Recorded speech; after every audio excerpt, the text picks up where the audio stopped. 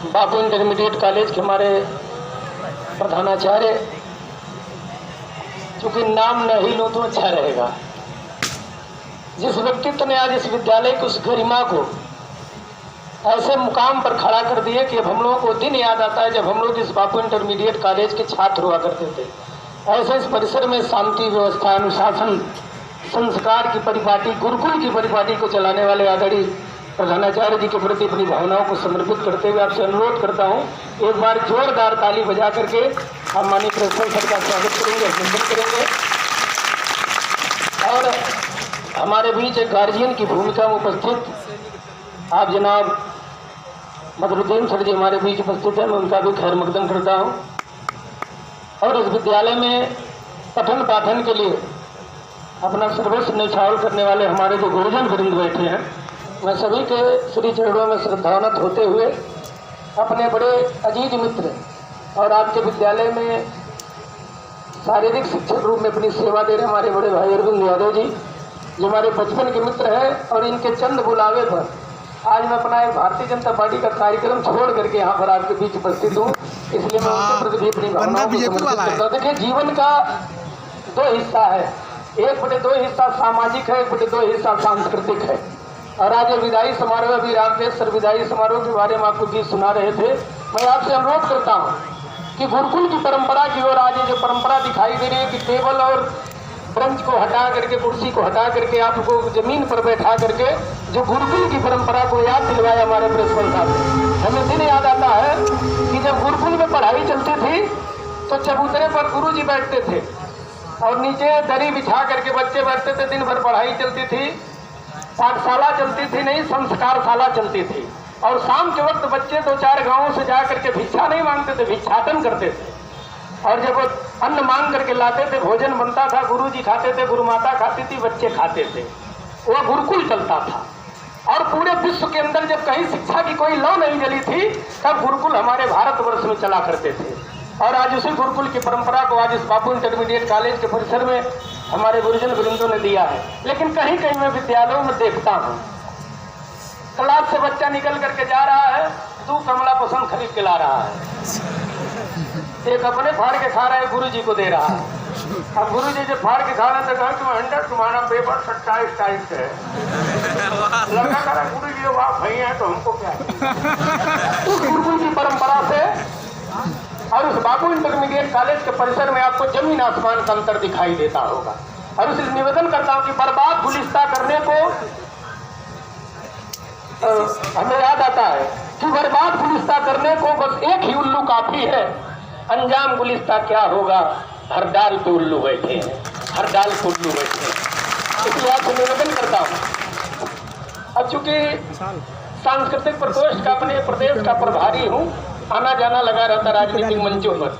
जीवन में एक बीमारी आई कोरोना, इसने हमारे जीवन में बड़ा आमूलचूल परिवर्तन किया। और उस कोरोना की बीमारी का बस एकमात्र इलाज है कि मुस्कान। क्योंकि इंसान उतना बुरा नहीं है जितना आधार कार्ड में दिखाई देता है, लेकिन उतना अच्छा भी नहीं है जितना फेसबुक पर पोस्ट डालता है। अभी मैं परसों एक पोस्ट डाल रहा था कि मैं अपने मित्र के ब्रह्मभोज में सम्मिलित होता हुआ, हमारे 2-4 साथी नीचे कमेंट लिखे थे, गजब भाई साहब। अरे बताओ, इनको यही नहीं पता कि मैं शादी में गया हूँ कि ब्रह्मभोज में गया हूँ। जब मैं कक्षा 8 में पढ़ रहा था, हमारे गुरु जी पढ़ा रहे थे कि बच्चों सत्य और भ्रम में अंतर बताओ। एक लड़का खड़ा हुआ, कहा गुरु जी आप पढ़ा रहे तो सत्य है, लेकिन हम समझे थे आपका भ्रम है। ये सत्य और भ्रम होता है। और इसलिए निवेदन करता हूं, राष्ट्रभक्ति देश दुनिया की सबसे बड़ी भक्ति होती है। विश्व के पूरे देशों में घूम आइए, न चीन माता, न जापान माता, न अमेरिका माता, न पाकिस्तान माता, इकलौता मेरा देश भारत माता। जिस देश के अंदर भोजन की जरूरत पड़ी तो अन्नपूर्णा माता, धन की जरूरत पड़ी तो लक्ष्मी माता, पानी की जरूरत पड़ी तो गंगा माता, और दूध की जरूरत पड़ी गौ माता। यह मेरा देश है। और आप तो ऐसे परिसर में बैठे, बापू इंटरमीडिएट कॉलेज है। मैं तो माननीय संजय सर से सीखता हूँ कि वही विद्यालय है जिस विद्यालय के गौरवशाली इतिहास से निकल करके मैं आपसे नजर मिला के कह रहा हूँ, इस विद्यालय से निकला हुआ मेरा भाई मेरी बहन सरकारी नौकरी पाएगी कि नहीं पाएगी कोई गारंटी नहीं है, लेकिन इस विद्यालय से निकला हुआ मेरे एक और भाई और एक बहन भारतवर्ष का एक सोशल वर्कर, एक सामाजिक नागरिक जरूर बनेगा, यह मेरा विश्वास है साथियों। और कभी लेकिन अगले पक्ति की तरफ किशोर चलता चलता हूँ। एक गणित के अध्यापक थे, मैं थोड़ा अपने गुरुजन वृंदों की तरफ चल रहा हूँ। हम चूंकि लखनऊ से आ रहे थे, हम विक्रमजोर ढाबे पर बैठे थे, क्योंकि मुझे पहले नहीं पता था कि मैथ के टीचर हैं। कुर्सी पर बैठे, टेबल के आगे उनके जो खाना आया, थाली में रोटी था, चावल था, एक कटोरी में सब्जी था, एक कटोरी में पनीर था, एक कटोरी खाली थी। गुरुजी उसमें रोटी डालते थे, खाते थे, डालते थे। हमने कहा गुरुजी ये कटोरी खाली है। क्या बेटा मैं मैथ का टीचर हूँ और हमने मान लिया कि इस कटोरी में दाल है, क्योंकि मैं मैथ का टीचर हूँ और मैथ में माना जाता है। एक झील के किनारे 3 प्रोफेसर टहल रहे थे, केमिस्ट्री के प्रोफेसर, बायोलॉजी के प्रोफेसर, फिजिक्स के प्रोफेसर। 10 मिनट बाद फिजिक्स के प्रोफेसर को कुछ दिमाग में सूझा, उन्होंने कहा आइए इस जल का उत्प्लावन बल देखा जाए। प्रोफेसर वहाँ झील में कूद गए, 15 मिनट तक निकल नहीं पाए।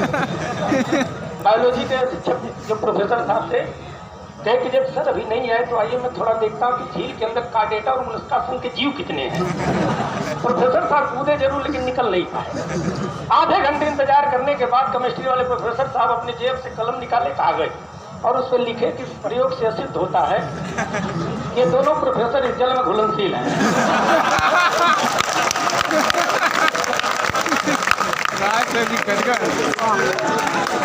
वैसे मैं अपने गुरुजन वृंदों के प्रति, क्योंकि आज मैं थोड़ा सा, क्योंकि मैं अपने प्रधानाचार्य जी के साथ बहुत कम बोलता हूँ। जब भी आया तो मैं एक प्रयास करता हूँ, छोटा फोटो खींच करके पोस्ट जरूर करता हूँ, क्योंकि व्यक्तियों के व्यक्तित्व को पढ़ने से जीवन में एनर्जी मिलती है, ऊर्जा मिलती है, और एक व्यक्ति के अंदर ये आदत होनी चाहिए। तो इतना ही